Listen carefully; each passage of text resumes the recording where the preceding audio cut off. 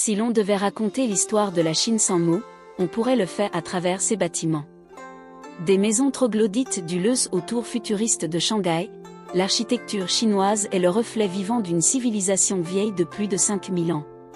Aujourd'hui, on vous emmène dans un voyage à travers le temps, pour découvrir comment l'architecture chinoise a évolué, entre tradition millénaire et modernité audacieuse. Les origines. Tout commence au néolithique, avec des villages simples faits de bois, de terre et de chaume.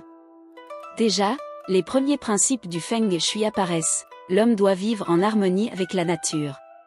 Avec les dynasties Wu, Qin et Han, les villes s'organisent selon des plans stricts. Les palais se dressent, les tombes impériales impressionnent, et la grande muraille commence à prendre forme. L'âge d'or impérial.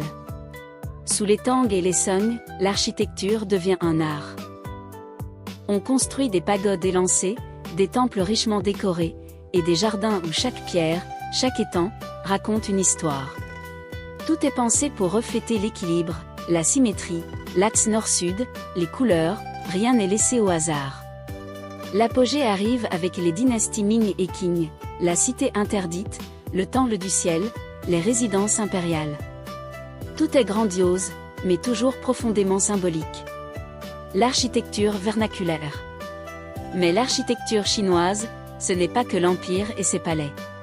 À la campagne, chaque région développe son style, les Tulous, ces maisons forteresses circulaires des Hakka, les Sieyuan, maisons à cours carrés de Pékin, ou encore les maisons sur pilotis du Sud.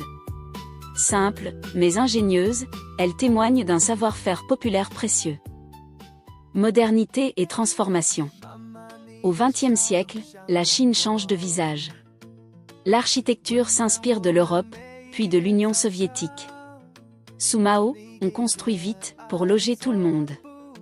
Beaucoup de trésors anciens sont détruits. Mais à partir des années 1980, tout s'accélère. Gratte-ciel, quartier d'affaires, autoroutes urbaines. Shanghai, Pékin, Shenzhen deviennent des vitrines du monde moderne. Mais attention, la Chine ne renie pas son passé. Elle l'intègre. Des architectes comme Wang Shu revisitent les formes traditionnelles avec des matériaux contemporains. Des projets comme le musée de Ningbo ou le théâtre de Harbin montrent qu'on peut être moderne sans perdre son âme.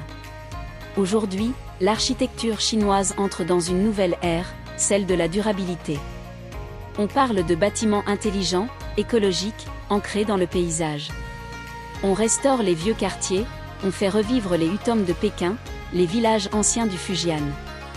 Et toujours, ce fil rouge. L'équilibre, la beauté, la sagesse du passé. L'architecture chinoise n'est pas figée dans le temps. Elle évolue, se transforme, mais garde toujours cette élégance discrète, cette cohérence entre l'homme, le ciel et la terre. Un héritage qui inspire, et qui continue d'émerveiller. Si cette vidéo vous a plu, n'oubliez pas d'aimer, de vous abonner, et de nous dire en commentaire, quel est, selon vous, le plus bel exemple d'architecture chinoise.